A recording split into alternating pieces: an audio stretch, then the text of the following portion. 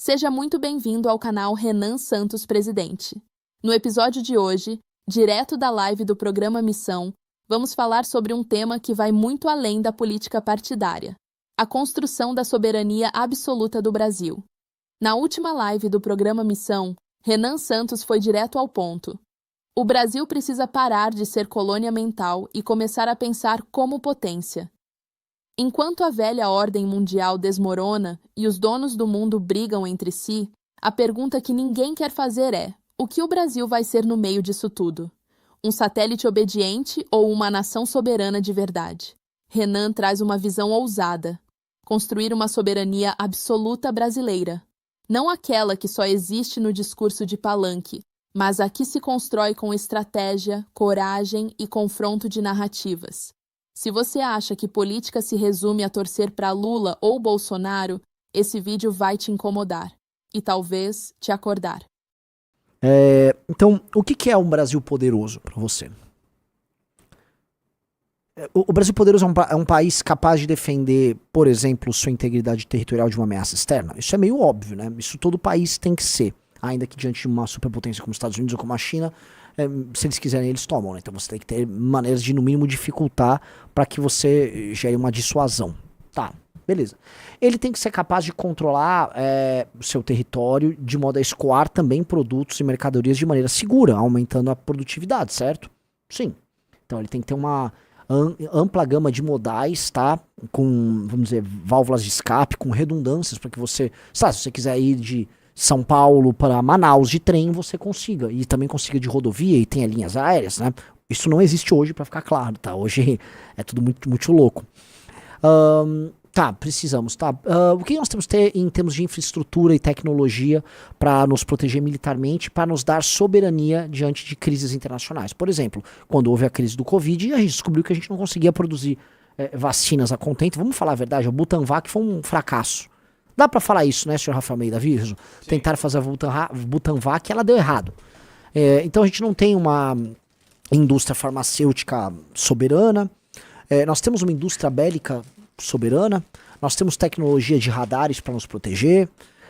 Diante de uma crise que às vezes nem é bélica, mas uma crise de uma doença que pinte, ou a falta de um determinado tipo de combustível, nós teríamos estoques, nós teríamos matéria-prima para produzir certas coisas que garantam a sobrevivência do Brasil, de alimentos a insumos em geral.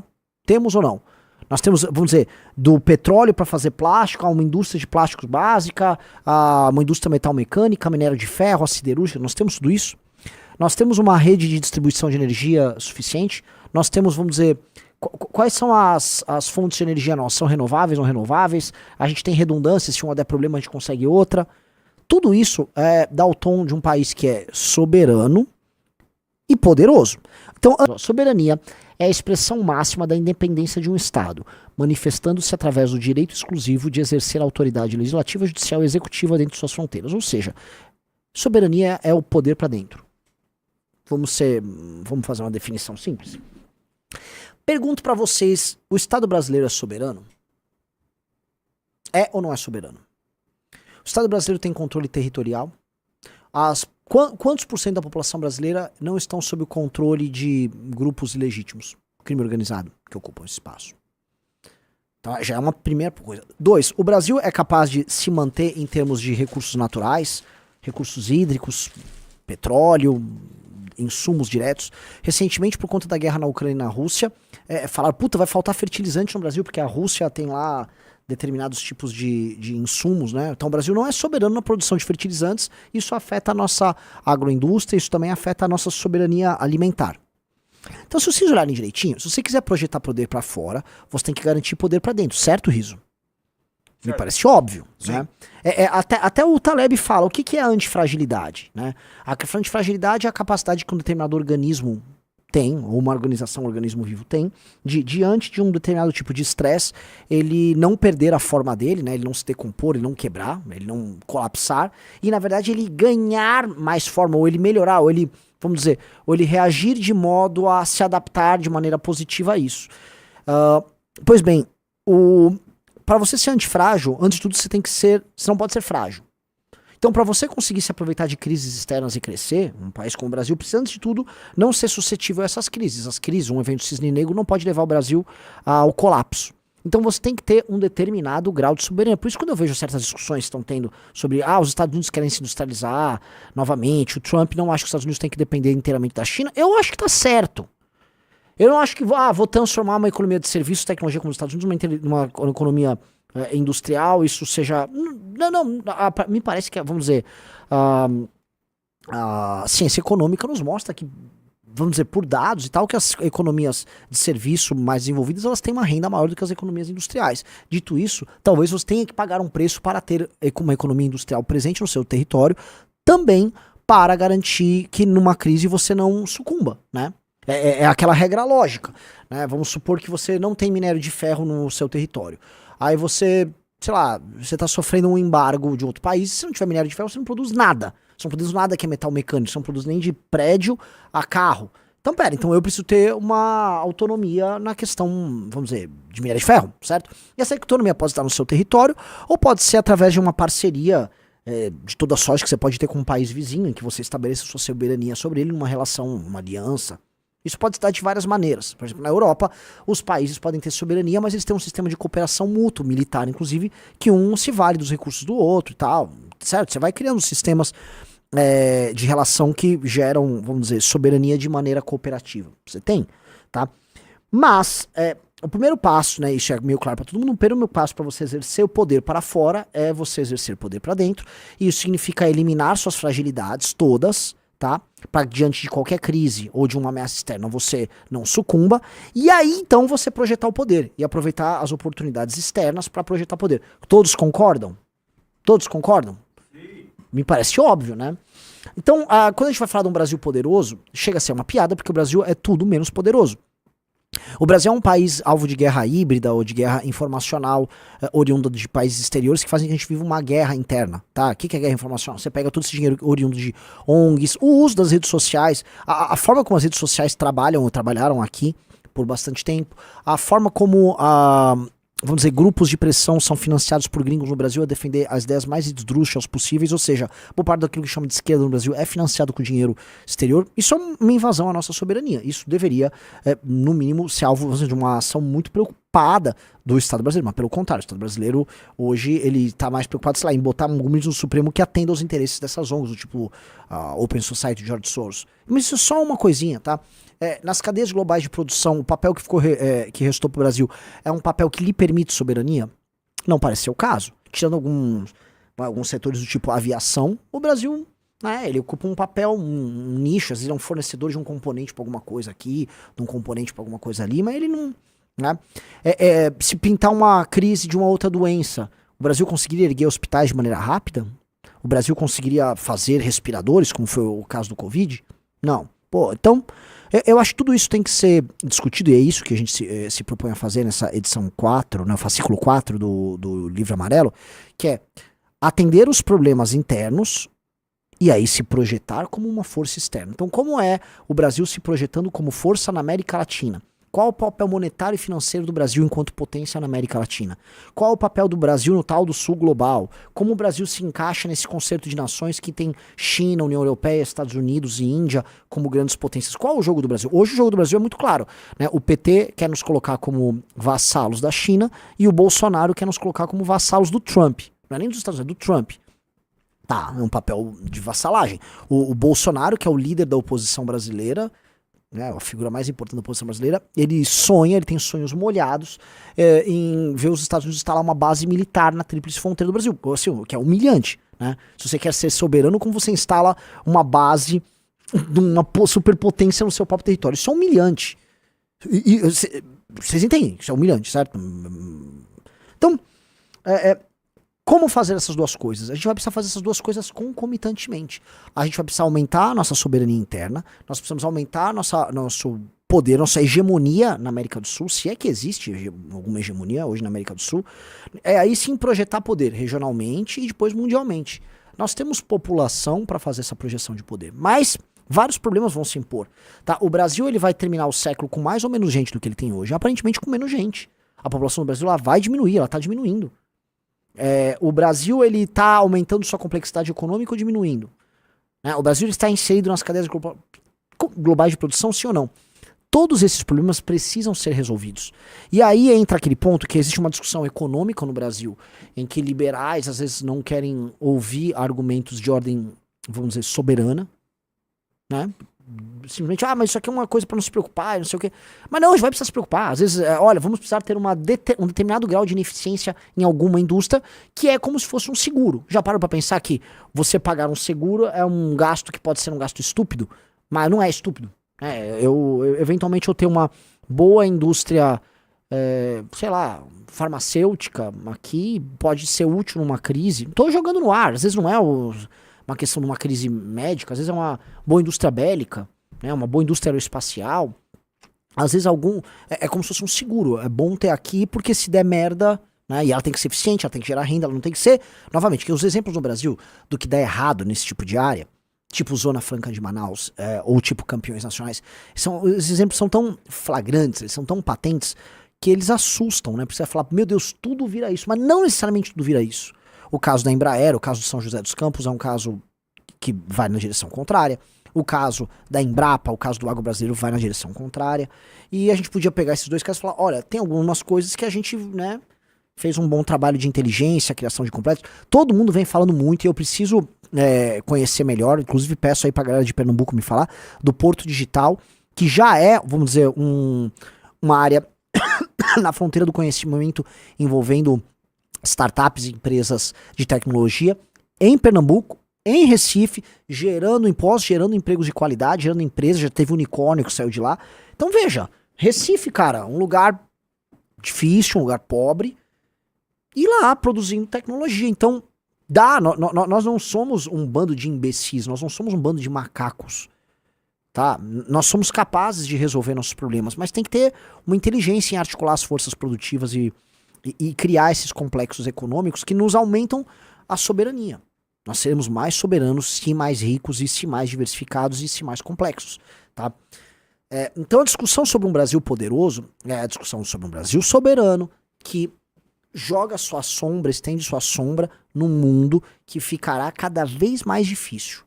Porque, como a gente já vem falando, como a gente já vem escrevendo, a próxima Valete fala, por isso assim, comprem a próxima, tem 1.400 pessoas aqui, assim, comprem a próxima Valete, cara, comprem, se não for avulso, assine a Valete, se não for assinando a Valete, entra no Valete Plus e receba, porque a próxima Valete trata exatamente disso, assim, é um assunto fundamental. O mundo que você conhece acabou, o mundo que eu conheci, o mundo que eu estudei na faculdade, a ordem liberal pós-45, ela tá morrendo, e a gente tá tendo que pensar, imaginar o que é a nova ordem mundial que tá vindo aí. Imagina, China e Estados Unidos estão se atacando mutuamente. A China nunca investiu tanto em formação de um exército. Eu acho que é a nação que mais investiu na formação de um exército em período de paz é o que a China vem fazendo agora. Me corrijam aí. Então, assim, gente, o mundo tá mudando, mas mudando muito. O mundo tá mudando rápido. E aí, as ficções que a gente tinha, do direito internacional, todas essas ficções começam a se diluir com o estabelecimento da força bruta, dos interesses claros e diretos, né? Interesses claros, diretos, cristalinos. E aí?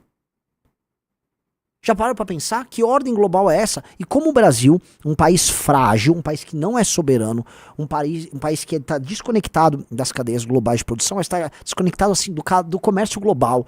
O Brasil é um país que não está nem conectado, em termos de transporte com seus próprios vizinhos. É um país que não tem indústria bélica. O Brasil que, sei lá, acaba o nosso estoque de insumos bélicos no começo de qualquer guerra. É um país frágil, pobre, um país dividido internamente, um país com uma das elites mais canalhas de todos. Como esse país vai sobreviver no mundo em que um presidente americano pode virar amanhã, como ele fez com a Dinamarca? Pensa assim, o Trump virou pra Dinamarca e falou, eu quero a Groenlândia, eu gostei, ela me parece incrível, eu acho que o pessoal da Groenlândia vai amar morar nos Estados Unidos. Ele poderia virar amanhã e falar, olha, vocês estão destruindo a Amazônia. Vocês estão destruindo a Amazônia, nós americanos nos preocupamos muito com a Amazônia. Dizem que eu, Donald Trump, não ligo para o meio ambiente, mas eu ligo muito. E nós queremos recuperar a Amazônia. Então o Brasil terá que parar de se comportar como um menino internacionalmente e nós vamos precisar cuidar internacionalmente da Amazônia. Os Estados Unidos vão recuperar a Amazônia, inclusive as pessoas que moram lá vão adorar trabalhar conosco. Vão adorar trabalhar conosco. E aí ele vai, e sabe o que a gente vai fazer? A gente vai sentar e vai ficar olhando. Porque não vai ter muito a ser feito. Já parou pra pensar que o Brasil é um país que tem muitos recursos naturais. E se essa ficção começar a cair, esse tipo de comportamento à la Idade do Bronze, né? Certo tipo de banditismo, banditismo é a palavra que eu ia falar, gangsterismo, é muito feio, né? Mas certo tipo de banditismo faminto que a ordem liberal pós-45 tentava esconder, porque a ordem liberal global tentava fingir que os países estavam interessados na paz do mundo, no estabelecimento dos direitos humanos, em levar a democracia para o terceiro mundo, Não, agora sim, interesse americano, interesse chinês, é guerra de interesses. Ó, a Rússia quer um pedaço da Ucrânia, se vire. É isso, o mundo tá se encaminhando cada vez mais para isso. É legal que a ficção, a ficção se baseia em ideologia. Você constrói um sistema ideológico que faz com que as pessoas acreditem que não é a força bruta que garante as relações, mas sim, sei lá, princípios. Gente, não tem princípio nenhum. Não tem princípio nenhum. Os Estados Unidos tacavam na palme lá na guerra do Vietnã, queimava a galera mesmo. Os comunistas cometeram todas as atrocidades que vocês possam imaginar. Na hora do interesse bruto, simples, o interesse se impõe.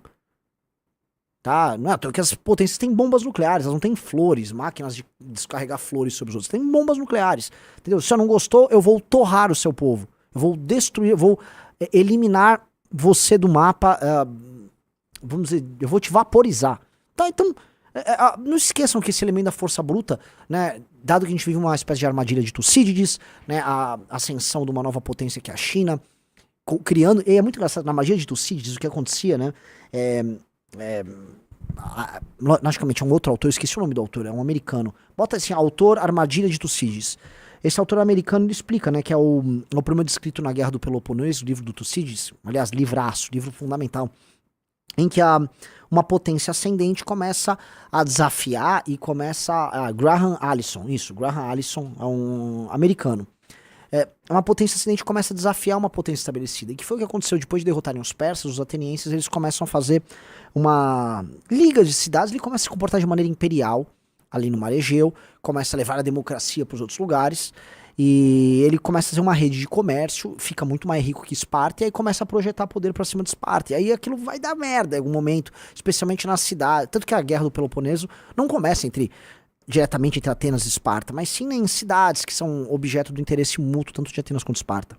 E a China está projetando poder, e assim como Atenas, ela está construindo sua rede de países aliados, né? O BRICS é a face mais visível disso, mas vocês sabem o que está acontecendo na África? Vocês sabem como a China está projetando poder na África? O Brasil já está incluso nisso? Então, e aí? Né?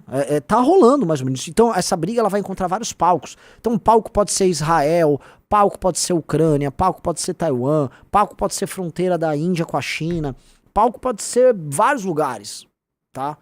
Então isso está acontecendo, tá tendo essa disputa, e o Brasil ele tá assim pelado nessa disputa.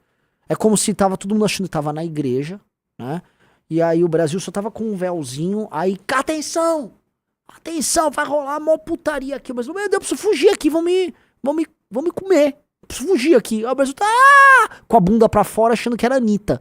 Vão te comer, você será comido. Se você achou que o que você tinha a oferecer pro mundo era uma bunda, adivinha, né? É o que vai acontecer. Então o Brasil precisa e gastando o que gasta com forças armadas, né? É que o Brasil gasta com mão de obra. Então o próximo livro, tem aí a capa? O próximo livro, a próxima capa, pô, eu tô falando disso, não, é bizarro falar disso, não me deram a capa do livro pra falar, né? O próximo fascículo aqui do livro amarelo é o fascículo 4, Um Brasil Poderoso, e isso que eu estou falando aqui, ele não digo que ele começa a ser respondido, a gente tá falando de uma questão internacional, ele é discutido, e as proposições de um Brasil soberano e, portanto, poderoso, estão ali. É o melhor dos 4 livros lançados até agora. É tranquilamente o melhor dos 4 livros lançados até agora, com certeza absoluta. A equipe toda tá de parabéns. E ele é o primeiro livro que ele não é assim, você não vai abrir, educação, não.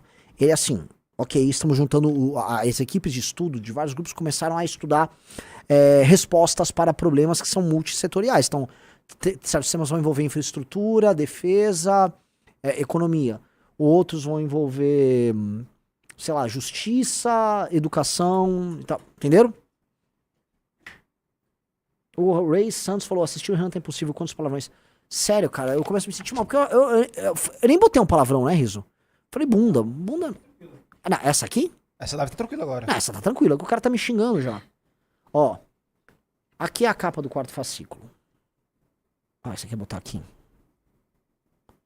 Ó, quarto fascículo, o Brasil Poderoso, tá? Tem uma onça aqui já projetada sobre o Brasil.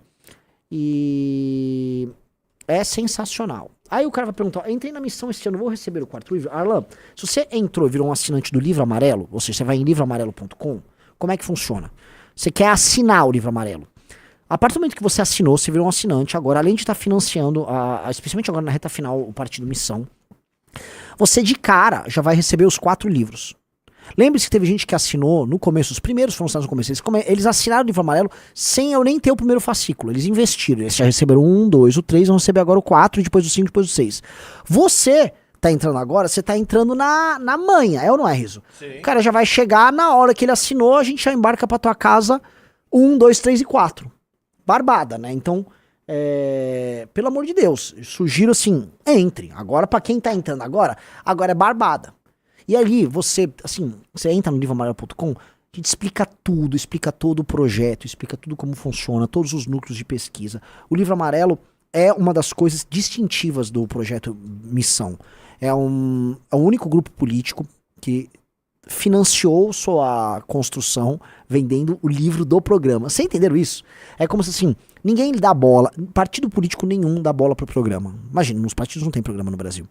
Nós estamos financiando a construção do nosso com o próprio programa. E nós estamos levando a sério essa discussão.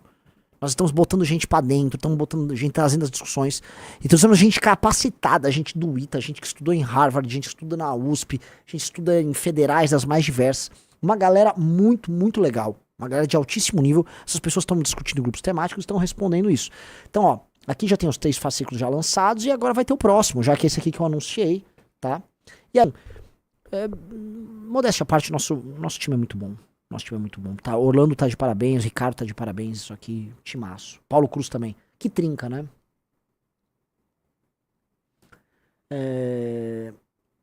O Rafael Cardoso falou, é possível o BR ter uma indústria competitiva? Ou o caminho do BR é ser uma potência do agro mesmo? Acho que nada nos diz que o Brasil não pode ter uma indústria competitiva, porque o Brasil tem alguns setores que são competitivos em termos internacionais. Eu sempre falo, o exemplo da Embraer é isso, tá? Agora, me parece, tá, que se a gente enfrentasse nossos gargalos produtivos e nossos gargalos de produtividade, nossos marcos regulatórios e aumentasse nossa capacidade de investimento em infraestrutura, boa parte daquilo que a gente chama de indústria poderia andar sem políticas industriais. Tá? O que eu quero dizer, com leis trabalhistas mais ágeis, com impostos menores, com combustível barato, com energia barata, com infraestrutura de transporte, portos para você escoar a produção, tá? Com um governo que gaste menos, tá? E gaste de maneira inteligente, e que foque na criação de mão de obra inteligente, e vamos dizer, e uma participação mais ativa no comércio internacional, você vai tornar o Brasil competitivo. Aí, mas você precisa fazer uma política setorial para produzir, vamos supor, vai lá, um determinado tipo de microchip, ou um determinado tipo de, sei lá, vou exportar ônibus, vou fazer avião, carros voadores, sei lá. Ora, eventualmente você não precisa. Os Estados Unidos não ficam montando políticas setoriais para tudo, né? A China, imaginou que não monta, me corrija aí os entusiastas da China, não acho que ela talvez monte políticas setoriais para tudo. A China é naturalmente competitiva. Ela é naturalmente muito competitiva. Então acho que só de você fazer isso, você já volta a entrar no jogo para muita coisa. E aí você entra, o fascículo 3 do Livro Amarelo, ele tem essa discussão, né, do pra onde vamos, Pegando assim complexos muito óbvios. Por exemplo, tem a região do Mato Piba, que eu vivo falando, a região que o agro vem mudando no Nordeste, lá, né, pega Maranhão, Piauí, Bahia, mas também pega Tocantins, não é Nordeste, mas vocês entenderam. E ali, cara, você pode investir numa indústria de maneira clara, tá? Porque assim, as condições estão todas dadas. Você tem que, eventualmente, né, o Estado permitir que as forças produtivas se organizem para você processar uma parte dos grãos ali e fazer biocombustível. A gente pode ter uma indústria sólida de biocombustível ali. Veja, já existe a plantação, já existe a Embrapa, já existe um sistema de financiamento para a agricultura brasileira. Essas pessoas já estão instaladas ali, já está havendo formação de classe média.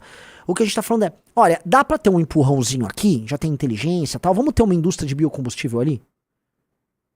Indústria privada, sem mamaça, sem... Não, dá pra ter uma indústria de biocombustível, aí eu vou vir no Mato Piba. O que se aumenta? Arrecadação de impostos para esses lugares, economia complexa, formação de classe média, formação de mão de obra. Você pega um lugar que assim, Bolsa Família dá com pau aí você começa a ter pessoas arrumando emprego, pressão migratória não para as capitais no litoral, mas pro interior. Pô, ó que legal.